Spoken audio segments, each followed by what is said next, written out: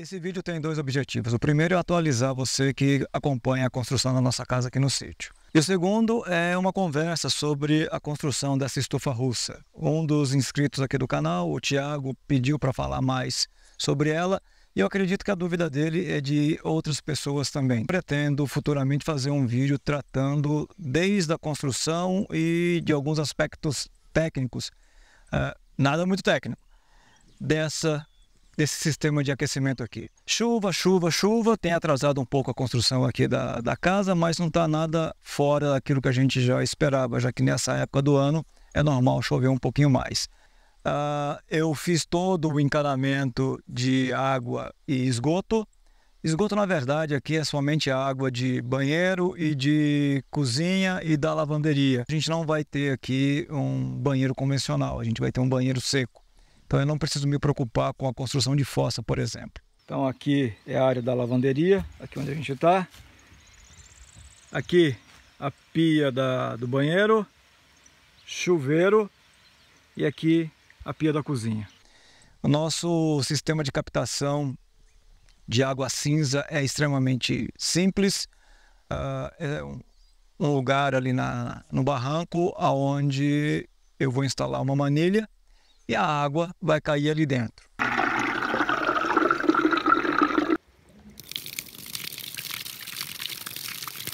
Essa água infiltra na terra e serve para algumas árvores e plantas que estão colocadas aqui no barranco.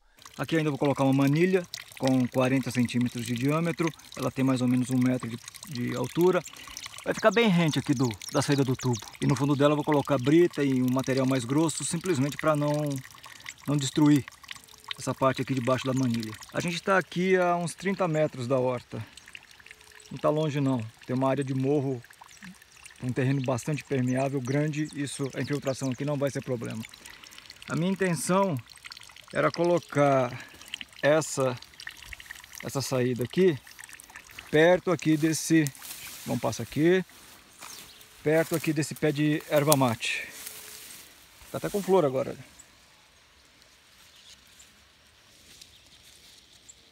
Mas eu ia ter que fazer muito desvio, então eu resolvi instalar um pouquinho do lado e eu ainda acho que a água vai alcançar as raízes dessa erva mate. Vamos ver. Terminada a colocação da tubulação, eu pude então finalmente fechar todo o piso com as tábuas de pinos não tratado. Consegui fazer também o piso aqui do lugar onde a gente vai instalar um chuveiro. Foi uma coisa que eu nunca tinha feito e gostei do resultado. O piso do lugar de tomar banho ficou desse jeito. Eu gostei bastante do efeito, ficou bem legal mesmo.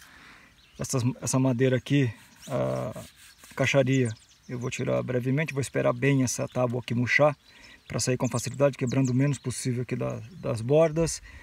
O caimento ficou bem bom, lembrando que eu nunca tinha feito isso e não sabia se ia dar certo. O que tem aqui é uma mistura de cimento e areia na proporção 1:2, então uma parte de cimento para 2 de areia. É uma areia muito fina, mas muito fina mesmo, e tem um impermeabilizante também. Eu vou dar um acabamento aqui ainda, então é possível passar algum material aqui para uniformizar a coloração do cimento, mas se a gente resolver deixar assim também acho que não tem nenhum problema. Gostei, realmente gostei do resultado. Eu só fiz uma coisa errada que depois eu tive que desmanchar. Nesse piso eu terminei ele e queria dar uma embelezada e resolvi colocar um cimento queimado.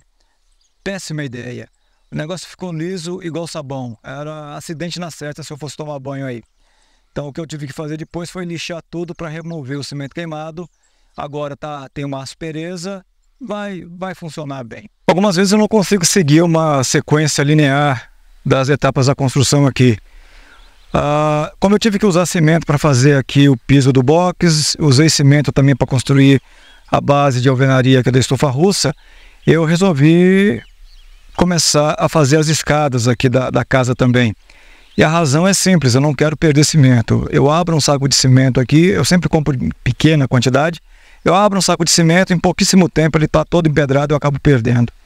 Então, para não acontecer isso, eu vou concretar durante essa semana também as escadas aqui e tudo já vai ficar pronto e eu não vou, repetindo, perder cimento.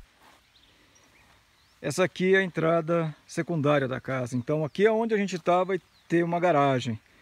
E pela garagem a gente tem acesso ao interior da casa. Então tem essa escada pequena aqui para a gente conseguir fazer isso. Aqui do lado é a entrada principal. Aqui a escada é um pouco mais imponente. Então os degraus aqui são mais largos e tem esse acabamento aqui com pedra também, que eu vou terminar por esses dias. Eu não sou muito de ficar seguindo normas, mas algumas realmente eu acho que fazem sentido e eu uso. Uma delas é a altura do degrau de uma escada. A altura aqui deve ser de 19 centímetros. Isso faz com que a escada fique realmente confortável de ser usada. E para minha sorte, a altura desses blocos de cimento é exatamente 19 centímetros. Então qualquer acabamento que eu dê aqui, sendo igual em termos de espessura nos diferentes degraus, a altura da escada, a altura dos degraus não vai mudar. Esse vazio vai ser preenchido com areia. Eu estou com pouco entulho aqui no terreno, então vai ser só areia mesmo. Nos furos dos blocos, eu vou preencher em alguns lugares com concreto, então vai formar como se fosse uma pequena viga dentro desses blocos, uma estrutura mais sólida. Vou colocar um pouco de ferro também, eu tenho ferro sobrando ali embaixo. E areia para fazer depois a concretagem aqui do degrau, concretagem e acabamento, tudo isso aqui é preenchido, para que o degrau fique bacana e bem estável, a estrutura bem estável. E fazer a escada é uma coisa mais complicada do que parece. Eu quebrei a cabeça um bocado para fazer isso aqui. Eu também consegui terminar a base da estufa russa. Essa base aqui foi toda construída com tijolos maciços, então é uma base de alvenaria.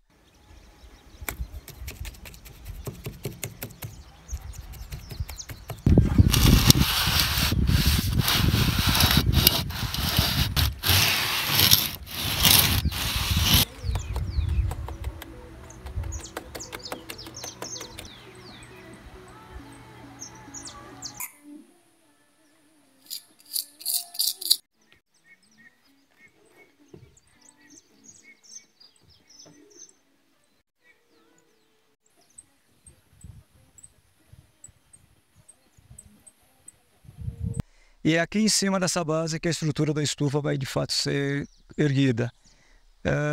Lembrando que embaixo dessa base de alvenaria tem uma outra base construída com pedras e concreto. E por que eu fiz assim? Toda essa estrutura aqui é muito pesada. E o meu piso aqui é de pinos. Eu teria que fazer uma estrutura muito reforçada de madeira para suportar o peso dessa estufa russa. Se você está trabalhando com madeiras mais resistentes, não tem nenhum problema você construir a estufa russa diretamente em cima do piso. Em Rio Branco a gente fez um fogão a lenha muito grande, bem pesado também, todo em cima de estrutura de madeira, mas lá a madeira que eu tinha era muito mais resistente. O madeiramento que a gente usou lá eram tábuas de cumaru. Eu não tenho esse material aqui, é difícil de conseguir, e quando eu consigo é um preço exorbitante. Como eu já tinha pedra aqui, eu só precisava do cimento, um pouco de vontade, construir a base que vai receber a base da nossa estufa russa. Essa estrutura aqui tem meio metro de altura. A gente está mais ou menos, agora eu tenho um lugar para sentar para falar com você, a gente está mais ou menos 1,20 m do chão. Então vai ficar muito legal. A estufa pronta vai ter mais ou menos 1,90 m, 2 metros, mais ou menos. Então, é essa estrutura aqui que vai, de fato, armazenar calor. E apareceram alguns questionamentos e o Tiago, repetindo, o Tiago, é um dos inscritos aqui no canal, pediu para falar um pouco mais sobre essa estufa. A minha intenção é fazer um vídeo falando todos os detalhes aqui, mas por hora, essa estufa, ela não é uma lareira, ponto. Ela não é um fogão. Nessa daqui eu vou construir um forno, onde eu posso assar coisas durante o tempo que ela estiver funcionando. É um sistema de acumulação de calor e por isso muito eficiente. A gente já adotou essa ideia num fogão a lenha que a gente tem lá embaixo. Então a gente revestiu parte dele com tijolos maciços e colocou um monte de pedra no forno dele. A gente coloca a lenha na fornalha do forno e os tijolos que estão em contato com a chapa aquecem muito. As pedras que estão dentro do forno aquecem muito. Isso faz com que a gente use menos lenha e esse calor acumulado nas pedras e nos tijolos é liberado lentamente ao longo do dia. Nosso fogão lá come uma linha desgraçada, a casa não tem nenhum tipo de isolamento, então a coisa funciona, mas funciona de forma capenga. De qualquer forma, a gente sabe que funciona. Se a gente deixa de colocar fogo no fogão tipo 6 da tarde, em um dia realmente frio, o calor acumulado nas pedras e nos tijolos permanece até no outro dia de manhã. A cozinha, que é onde está instalado o fogão, fica quente toda a noite. Quem tira proveito disso são só os gatos. A gente só quando está na cozinha mesmo. A gente teve o primeiro contato com esse tipo de estufa. Ela é utilizada no mundo inteiro, tá? O nosso primeiro contato com esse tipo de estufa foi na Alemanha, onde mesmo havendo somente esse tipo aqui de aquecimento, não tinha um aquecimento a óleo ou a gás, o ambiente em que a gente ficava era extremamente agradável. Fora podia estar nevando.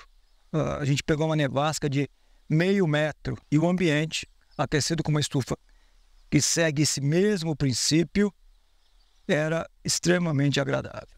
Esse modelo de estufa aqui, ele é chamado também de estufa de inércia. O que é essa ideia de inércia? É a acumulação do calor em uma massa sólida, nesse caso aqui os tijolos, e posteriormente a liberação desse calor ao longo de um determinado tempo de forma bem lenta.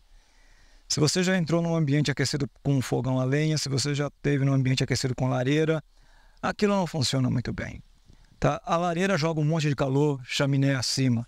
O fogão a lenha perde calor muito rápido, porque a chapa é fina. Então, enquanto tem fogo, tudo funciona. Acabou o fogo, acabou o calor.